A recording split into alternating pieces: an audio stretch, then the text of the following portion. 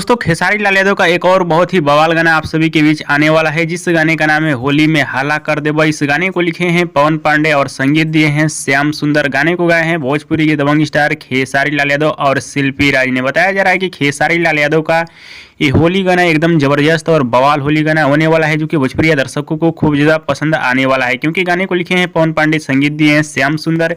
मगर खेसारी लाल यादव के इस गाने को लेकर एक बहुत ही बड़ी खुशखबरी आ रही है। खुशखबरी है कि इस गाने का कंफर्म रिलीज डेट आ चुका है। तो चलिए दोस्तों, आप सभी को बताना चाहता हूँ खेसारी लाल यादव का गाना होली में हाला कर देबा, इस गाने को आप सभी के बीच कब रिलीज किया जाएगा।